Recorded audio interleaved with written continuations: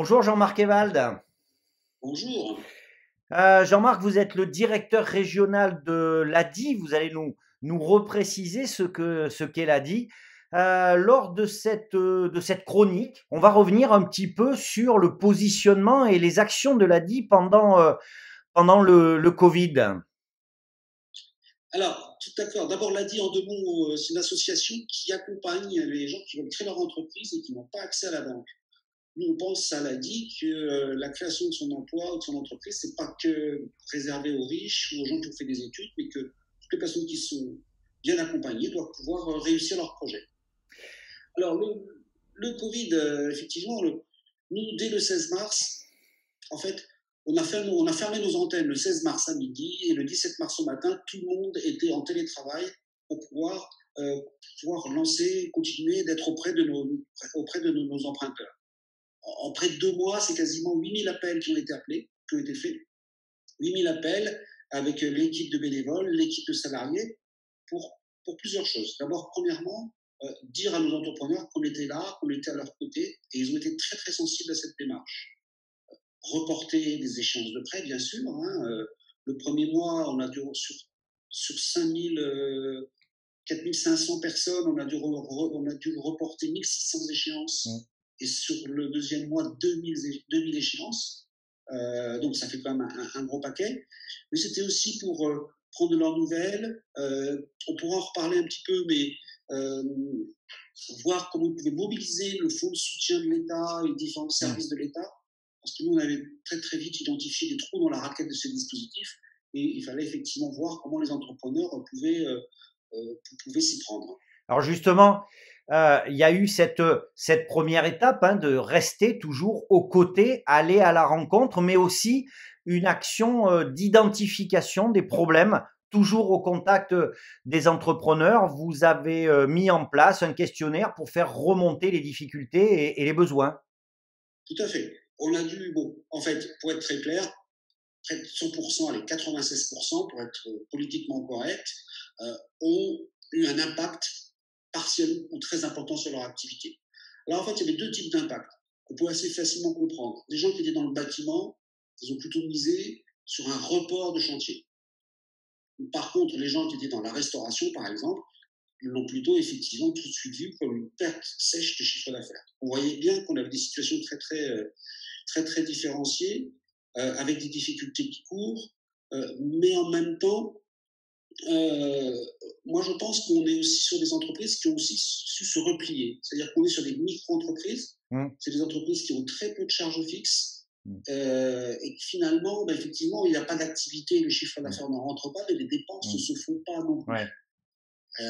Avec des familles qui ont l'habitude, hélas, j'ai envie de dire, mais hélas, de vivre avec des budgets très resserrés, parce que c'est des gens qui étaient au RSA par exemple, notamment quelques semaines ou quelques mois avant le démarrage. Et donc, effectivement, cette habitude de vivre avec des budgets familiaux très chiches et des modèles qui ont peu de charges fixes donne des bonnes conditions de redémarrage pour un certain nombre d'activités, à condition qu'on puisse réinjecter de l'argent. Et c'est là où le bas blesse, quoi. Alors justement, là aussi, vous êtes présent, vous avez participé, vous participez à une offre de relance. Exactement. Notre première objectif, c'était de voir, par rapport à l'offre de relance qui existait, où étaient les trous dans la raquette. Où est-ce que les gens ne pouvaient pas accéder. On s'est rendu compte, sans trop rentrer dans la technique, que sur le fonds de soutien de l'État, il y avait un premier volet que la plupart des entrepreneurs ont pu mobiliser. Le deuxième volet étant réservé plutôt à des entreprises qui avaient des salariés, etc., ça a déjà été beaucoup plus compliqué. Donc là, on avait vu un premier trou de fonds propres qui posait un petit peu un souci. Le PGE, le prêt garanti par l'État, en fait, faisait l'objet d'une instruction bancaire. Donc nous, on est sur des gens qui n'ont pas pu avoir un prêt à la banque. C'est quand même compliqué d'avoir un PGE. C'est clair. Et je vais juste vous donner un exemple tout simple. C'est qu'un entrepreneur qui a fait le choix d'ouvrir un compte dans une banque en ligne, je ne citerai pas de nom, mais dans une banque en ligne, ne peut pas avoir un PGE. Parce que les PGE, pour avoir un PGE, un prêt garanti par l'État, il faut avoir un compte en banque, dans une banque qui a l'autorisation de délivrer le PGE, et les banques en ligne ne l'ont pas. Donc il y a eu tout un tas de situations où effectivement il a fallu qu'on mette en place cette offre de relance. Et du coup, on a travaillé de deux façons. La première, c'est que pour les petits dossiers, on essaie de monter un produit, un produit qui permette de traiter jusqu'à 6 000 euros, dont deux tiers sont à 0% et un tiers à 3%.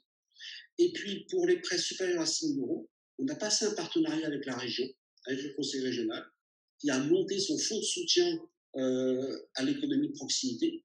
Et donc, du coup, sur lequel nous passons toutes les opérations des gens qui ont besoin entre 6 et 10 000 euros. Très bien. Donc voilà un peu les trois articulations.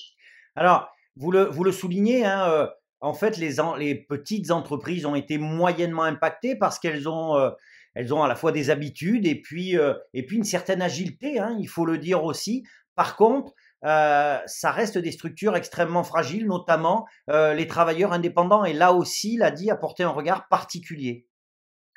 Oui, on a, si vous voulez, cette question du travail indépendant, elle est assez centrale.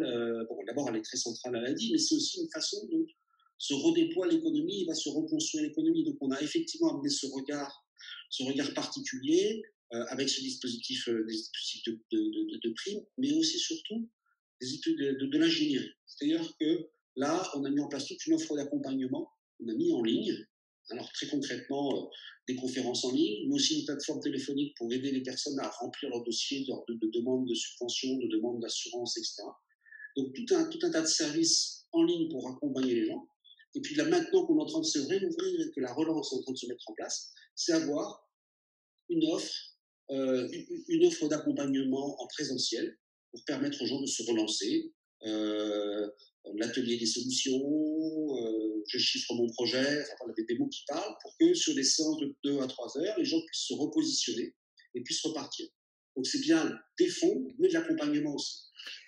Très bien, ben merci beaucoup Jean-Marc Evald. On l'a vu, l'ADI est présente tout le temps à la fois dans l'accompagnement, mais aussi dans l'analyse, dans l'ingénierie et dans la proposition, hein, pour faciliter la vie de tous ces entrepreneurs ou futurs entrepreneurs. Merci beaucoup et je vous dis au mois prochain pour une nouvelle chronique de l'ADI. Merci.